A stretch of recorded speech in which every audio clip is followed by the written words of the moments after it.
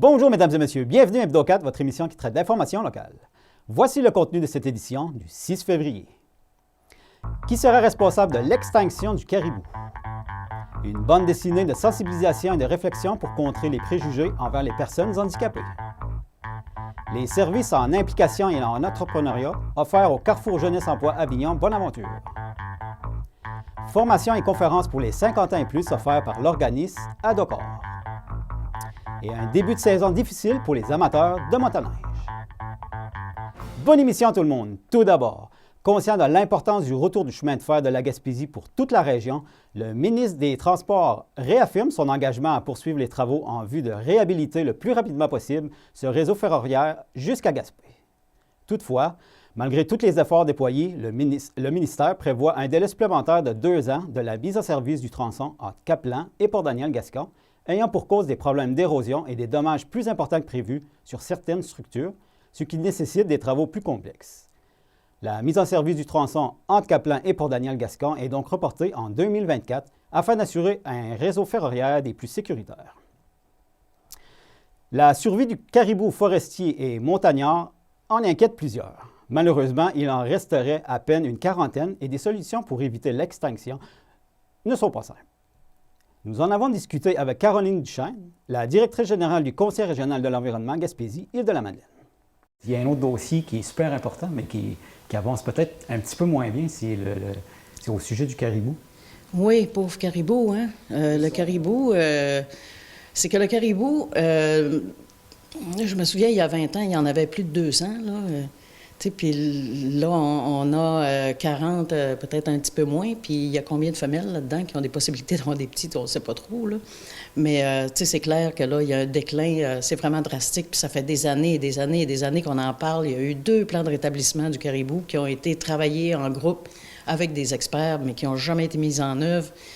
Ça traîne la patte, là. Pourquoi? C'est possiblement peut-être le lobbyiste du côté forestier, là, parce qu'on sait qu'en foresterie, plus le camion ou la bûcheuse ou l'ébrancheuse va loin, moins c'est payant, puis plus ça coûte cher de transport, puis on sait avec le prix de l'essence, puis le diesel, puis tout ça, c'est des coûts qui sont quand même exorbitants. Fait que c'est sûr qu'au niveau du caribou, si on regarde ici en région, les calculs de possibilités forestières du Québec sont sortis le 23 décembre. Puis, on constate là-dedans que malgré les commentaires que le CREGEM avait apportés, soit entre autres de conserver l'habitat du caribou, parce qu'on sait qu'il y a un habitat, il y a l'habitat essentiel, mais il y a l'habitat aussi, il y a déjà une partie d'habitat qui est protégée, mais comme il se déplace, on parle, il y a l'habitat légal qui est protégé, mais il y a l'habitat essentiel qui devrait être plus grand. Puis les calculs de possibilités forestières, on avait suggéré de ne pas toucher à l'habitat général du caribou pour l'aider. Puis ce qui a été décidé, en fait, on voit que le bureau du forestier en chef, qui fait les calculs pour l'ensemble des régions, n'a pas considéré le caribou parce qu'il n'y a pas reçu aucune consigne là-dessus. Fait que donc, les calculs qui ont été faits pour la région tiennent uniquement de l'état légal, de l'habitat légal, mais pas de son habitat dont il aurait besoin. Fait que c'est comme un peu c'est comme quand est-ce que ça va sortir, je dirais que le caribou, pour l'instant, c'est peut-être un choix de société qu'on devra faire. Puis on parle de l'industriel, mais je veux dire, on est tous des Gaspésiens, puis on veut du beurre sur la table, puis on veut travailler, puis on a besoin d'argent, puis c'est normal. Puis moi aussi, je veux pas nuire à l'industrie forestière, mais est-ce qu'il y a une façon de concilier les deux?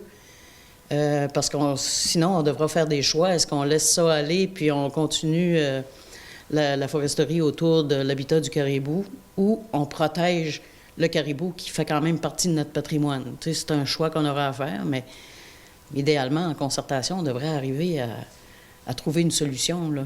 Mais pour l'instant, Parce que là, la solution qui est proposée, c'est de les mettre dans un enclos. Oui, bien pour l'instant, c'est de les mettre dans un enclos, mais c'est comme... Mais puis dans l'enclos, c'est ce que j'ai compris, c'est que c'était que les femelles gestantes. OK, les petits vont être protégés, parce qu'on sait que le fait de couper autour de son habitat, ça permet aux coyotes puis aux ours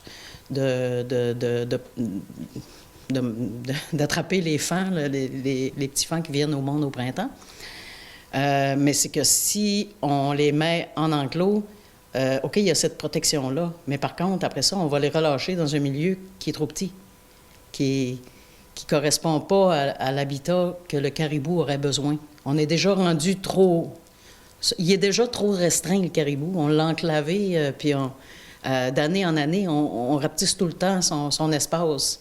Fait que déjà qu'il n'y a pas assez pour ses propres besoins, on va les mettre en enclos, mais on va les relâcher dans un milieu trop petit. La partie n'est pas gagnée, là. C'est un dossier à suivre. Ah oui.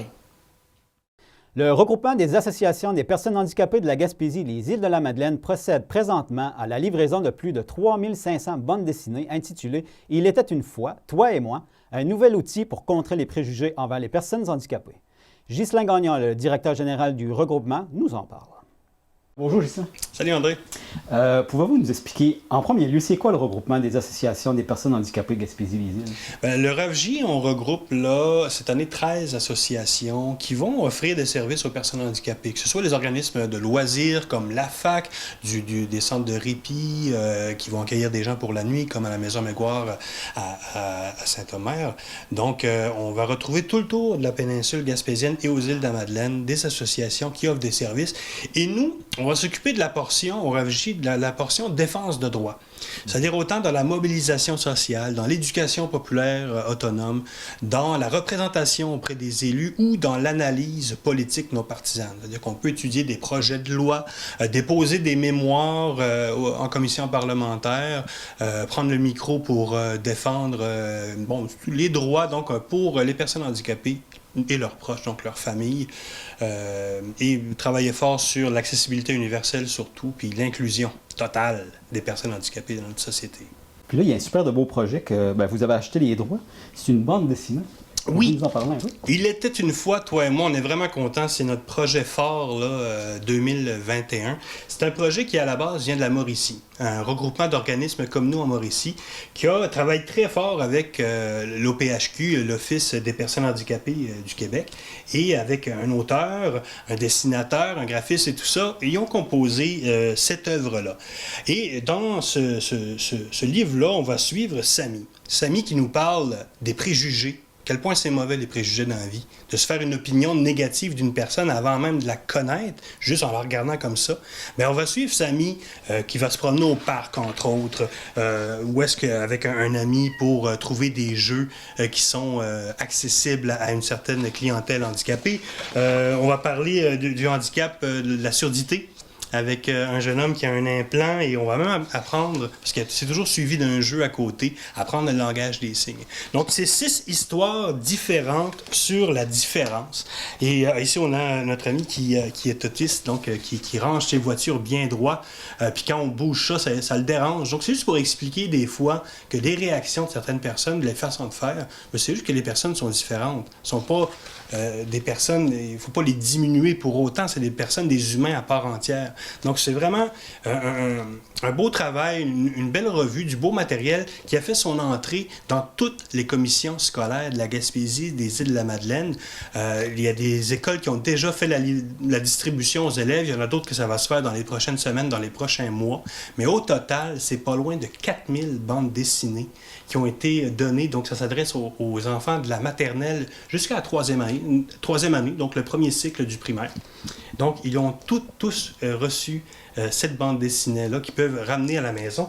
Et les enseignants, eux, ont eu droit à ceci, qui est un guide d'accompagnement. On va retrouver là-dedans, toutes sortes de statistiques, mais aussi des jeux. Des jeux vraiment le fun, surtout de la simulation d'handicap, donc se mettre dans les souliers d'une personne handicapée, que ce soit un exercice bien niaiseux de se mettre une épingle à linge sur le bout du doigt pour faire une simulation de la fibromyalgie, donc une petite douleur constante sur le bout du doigt. Donc c'est plein d'exercices comme ça qui vont permettre aux éducateurs, aux moniteurs de camp ou aux enseignants de d'amener ça en classe, amener la différence, amener l'inclusion surtout, et de ne pas avoir des préjugés. Donc, vraiment, Il était une fois toi et moi, qui est une œuvre de la maison d'édition Dans la tête. Donc, je vous rappelle, on a acheté les droits d'auteur et de distribution. Donc, on va continuer à faire ça. On va se promener probablement dans les bibliothèques et dans les salons des livres aussi, pour permettre vraiment à un maximum de personnes de pouvoir feuilleter ça, là. Mais les gens, peuvent-tu communiquer directement avec vous pour s'en procurer? S'il y a quelqu'un qui nous écoute en ce moment qui veut sa copie, on a quand même envoyé un courriel au RAVJ ou par téléphone 752-0744. Ça me fait plaisir de vous donner une copie. J'en ai en masse. J'en ai partout, tout le tour de moi. Il m'en reste encore 3000, 3500. On en a commandé beaucoup parce qu'on croit vraiment en ce produit-là, ce matériel didactique-là. Donc vraiment, on veut contrer les préjugés envers les personnes handicapées. Je pense qu'on est rendu là. Puis en terminant, mais il y a quelque chose qu'on voit super souvent puis qui est un peu plate quand même, que les gens ils ont encore ce réflexe-là, mais d'aller se parquer dans un espace réservé aux personnes handicapées. Tout à fait. Qu'est-ce que tu aurais à leur dire? Bien, ôte-toi de là, premièrement. Là. Ça, c'est... T'as pas d'affaires là. T'as pas de vignette, t'as pas d'affaires dans un stationnement réservé aux personnes handicapées, peu importe l'excuse que t'as. Puis je les ai tout entendu sérieusement. C'est souvent, je n'ai pour 5 minutes, mon camion est en marche, rien de vraiment là, pertinent. Là. Donc, il n'y a pas d'excuse. Si vous croyez que vous avez un handicap persistant, que vous devez avoir une vignette, parlez-en à votre docteur ou parlez-en à la Société d'assurance automobile du Québec. Ils vont vous en donner une. Mais sinon, ôtez-vous de là. Et tellement qu'on a dû faire des contraventions de civisme et que c'est nos membres distribuent ça partout sur le territoire, en Gaspésie ou aux îles, pour dire aux gens, « Hey, s'il te plaît, respecte les personnes handicapées, puis en passant, c'est 313 $ d'amende avec les frais d'administration si tu t'enlèves pas. » Ben, nous, on laisse des chances, mais la Sûreté du Québec ne le fera pas. Elle va émettre une contravention parce que depuis 1987, je ne m'abuse, on a décrié au Québec que les personnes handicapées, ils couraient un danger à être loin de la porte. C'est ça la vraie... C'est pas un privilège, ils sont proches de la porte, ils sont paresseux. C'est qu'un fauteuil roulant ou une personne avec une difficulté de mobilité qui se promène derrière un camion ou derrière les voitures sur des mètres et des mètres, c'est dangereux. Donc, c'est vraiment pour ça. Donc, s'il vous plaît, par respect, par civisme, par courtoisie, ôte-toi de l'espace réservé si tu n'as pas de vignette. Plusieurs services sont offerts au Carrefour Jeunesse Emploi Avignon-Bonaventure. Parmi eux, 2 d'entre eux ont attiré notre attention cette semaine, celui du service en implication et celui en entrepreneuriat. Jacqueline Bouchard, agente de projet au sein du Carrefour Jeunesse Emploi Avignon-Bonaventure, nous informe à ce sujet. Bonjour Jacqueline. Bonjour André. Pouvez-vous nous rappeler, c'est quoi les services qui sont offerts au Carrefour Jeunesse Emploi Avignon-Bonaventure? Grosso modo, les grandes lignes. Alors, on parle d'emploi, bien sûr. On parle d'orientation pour les personnes qui cherchent des emplois, mais qui ne savent pas trop. On parle d'entrepreneuriat. On parle aussi d'implication dans le milieu. Et puis aussi le service d'aide aux nouveaux arrivants. D'accord. Ça, c'est surtout pour les gens de quel âge? C'est du 16-35 ans. Il y a quelques volets qui peuvent être un peu moins, 16, 20 ans, 29 ans, excusez.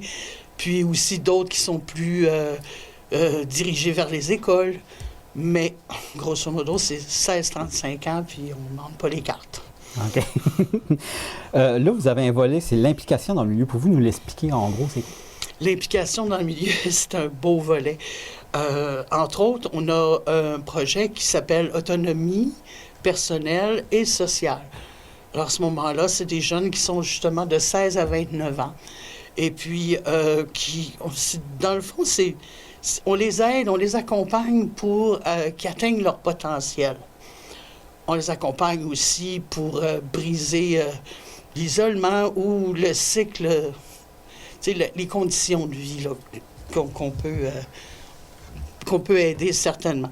Ça, évidemment, c'est des rencontres individuelles ou des rencontres de groupe, mais avec une intervenante super créative. Alors, je conseille aux jeunes de l'appeler.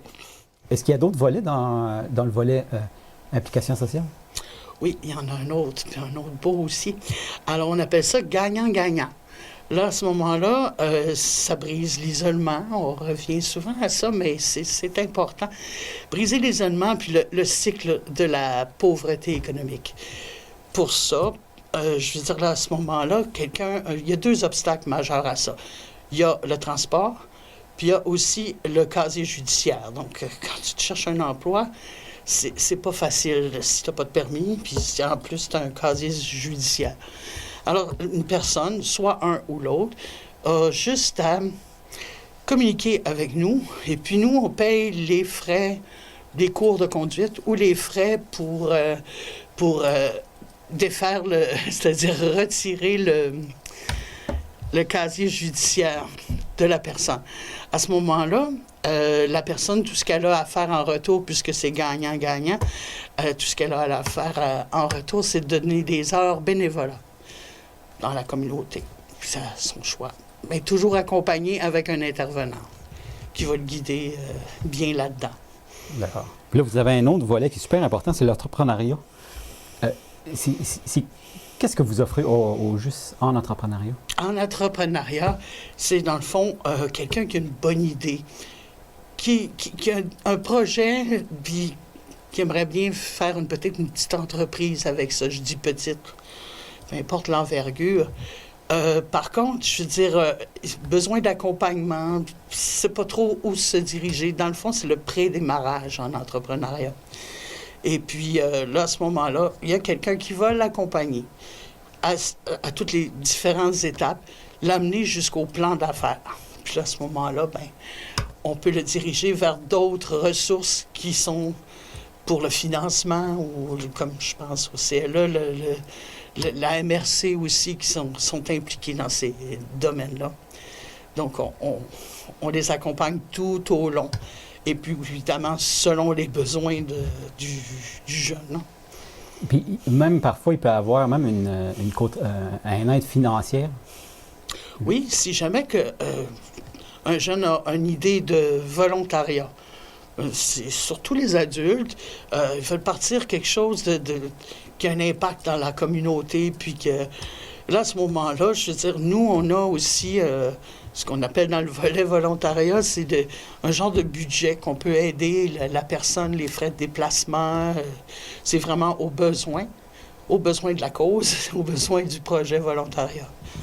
Mais c'est surtout de l'accompagnement. Oui, toujours. C'est le mot-clé au Carrefour Jeunesse. On accompagne selon les besoins, selon la personne, ce qu'elle a vraiment besoin. OK. Puis là, il y avait un événement qui avait lieu avant, qui était quand même assez gros. Puis ça s'appelait Bâtir ma région. Bien, ça a changé, là. Oui, bien, nous, on le fait pas cette année. Avec le COVID, le ralentissement, tout ça, on a décidé à Bonaventure et Avignon de lancer maintenant, on appelle ça Mission CJE, Certifié Jeune Entrepreneur. Alors, c'est sensiblement la même chose quand on touche l'entrepreneuriat. On ne peut pas faire des détours sur les étapes importantes à suivre, mais on va mettre l'accent autant sur les idées, les ressources humaines, peut-être plus approfondir ces étapes-là avec les personnes. Mais c'est sensiblement la même chose. Une organisation nommée ADOCOR liée à l'Université du Québec à Rimouski permet aux 50 ans et plus de suivre de belles formations et des conférences, le tout offert principalement à distance. Pour en apprendre un peu plus, nous avons eu le plaisir de rencontrer M. Luc Potvin, un bénévole impliqué dans l'Association pour le développement des aînés à l'UQAR. Bonjour Luc. Bonjour. Premièrement, pouvez-vous nous expliquer l'ADA de l'UQAR, c'est quoi au juste et c'est pour qui? Bien, l'ADA, c'est pour l'Association pour le développement des aînés.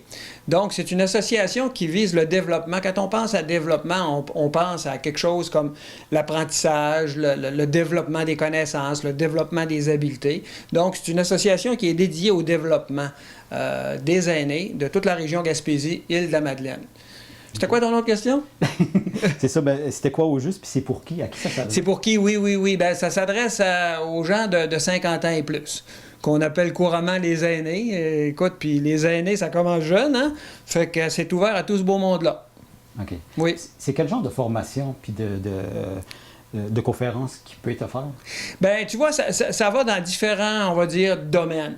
Il y a un côté qui est plus souvent le loisir, par exemple, les gens qui ont de l'intérêt en ornithologie, par exemple, ou par exemple en météorologie, tu sais, des choses comme ça, ou encore... donc, des sujets qui sont plus de connaissances générales. Ça peut être aussi des cours de langue. Puis quand je dis cours, faut pas non plus là, penser qu'il va y avoir un examen puis qu'on va être obligé de, comme on dit, de se farcir le cerveau en ramassant plein d'informations. C'est quelque chose qui est très relax. Dans le fond, l'idée, c'est dans différents domaines comme ça, mais ça vise surtout des connaissances générales ou des apprentissages généraux. OK. Oui. Il faut-il des exigences et il faut-il une base en quelque chose pour pouvoir suivre les formations? La seule base essentielle, c'est que le cours t'intéresse. Fait que ça veut dire que c'est ouvert à tout le monde. Cependant, c'est sûr que, comme par exemple les cours de langue, il y a des cours d'espagnol qui se donnent, des cours d'anglais. Là, la professeure, ce qu'elle va faire, une fois que tu as pris contact avec l'association comme telle, on va te donner rendez-vous, le numéro de téléphone de la prof, ou toi, tu donnes ton numéro, elle va t'appeler. Puis là, elle te classe, tu sais, parce que, on le sait, l'apprentissage d'une langue, il faut commencer quelque part au début, puis après ça, ben, tu progresses. Fait qu'elle, elle va te classer, puis en fonction du classement qu'elle te donne, ben là, elle peut te mettre dans un des 6 ou 7 degrés niveau qu'il y a, tu sais. Okay. Fait que c'est ça, mais il n'y a aucun préalable. Puis c'est qui donne les formations? Oui? Les formations, c'est vraiment intéressant. Souvent, c'est des personnes qui étaient soit des enseignants de l'Université du Québec à Rimouski, l'UQAR, ou encore du Cégep, ou même des passionnés d'un sujet. Tu sais, comme par exemple, pensons à l'ornithologie.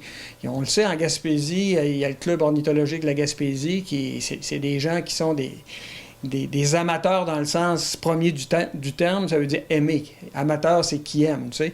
Alors, ces gens-là ont accumulé plein de connaissances au fil de leur vie, puis souvent, ils vont avoir le goût de la partager avec d'autres. Fait que ça peut avoir ce profil-là, ou ça peut être aussi des professionnels qui ont œuvré dans un secteur donné toute leur vie, puis une fois à la retraite, ou même quand encore actifs au niveau professionnel, vont avoir le goût de partager ça avec monsieur, madame, tout le monde.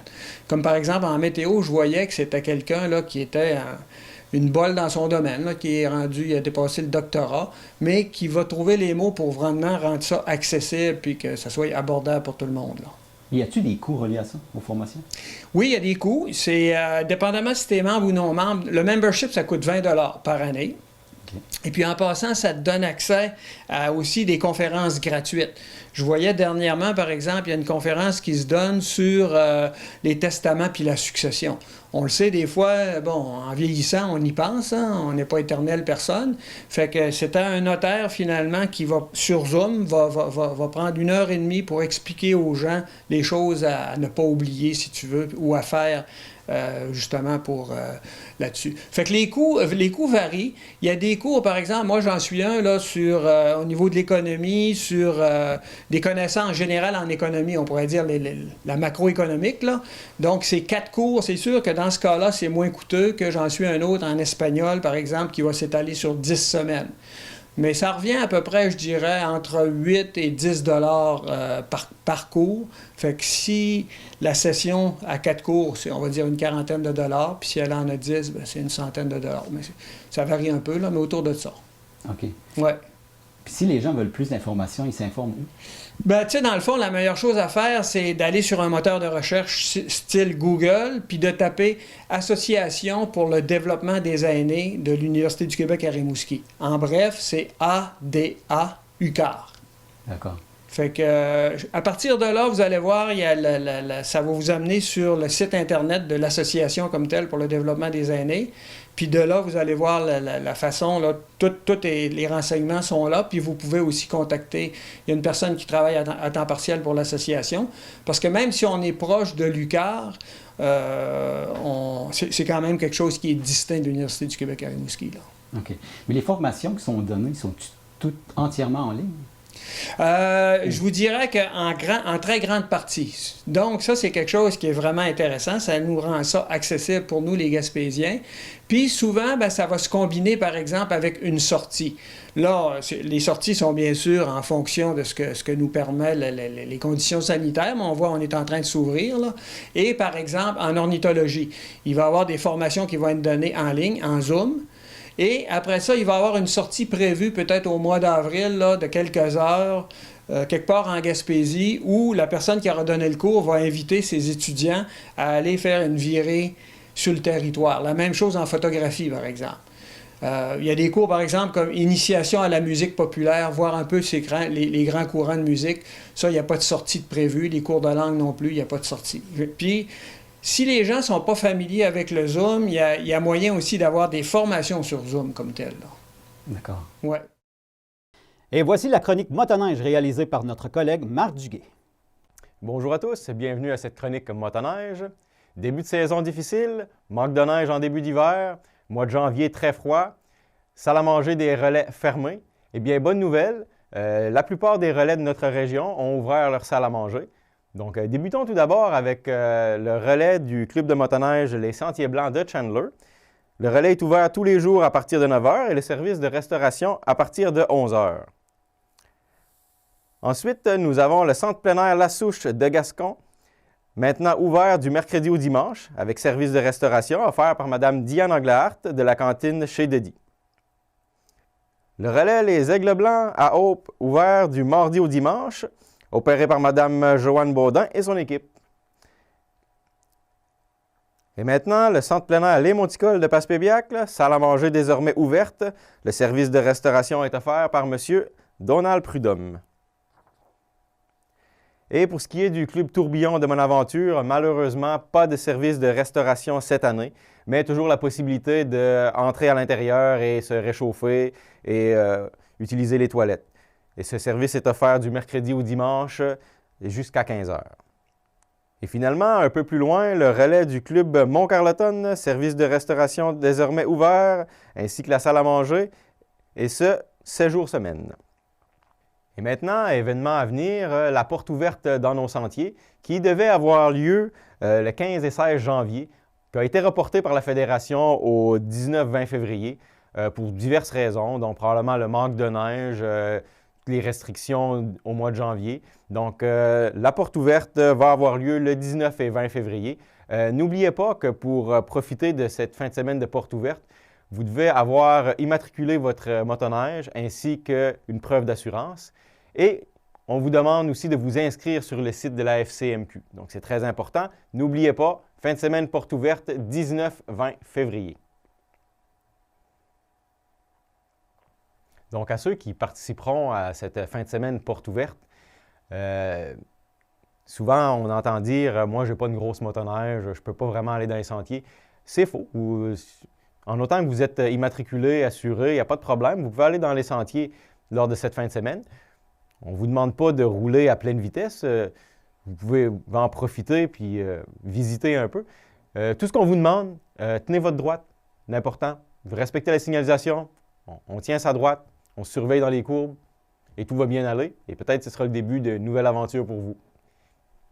Donc, vous avez sûrement remarqué que les divers clubs de motoneige n'ont pas annoncé beaucoup d'activités prochainement. Donc, si on parle de rallye poker ou de courses d'accélération. Mais j'imagine que d'ici la fin de l'hiver, on devrait avoir quand même quelques activités avec la levée de certaines restrictions. Donc, c'est à suivre. Je serai de retour dans les prochaines semaines pour vous en parler. Merci, à la prochaine. Et voilà, mesdames et messieurs, ce qui complète l'édition de votre émission Hebdo 4 du 6 février. Merci beaucoup d'avoir été avec nous et à la prochaine.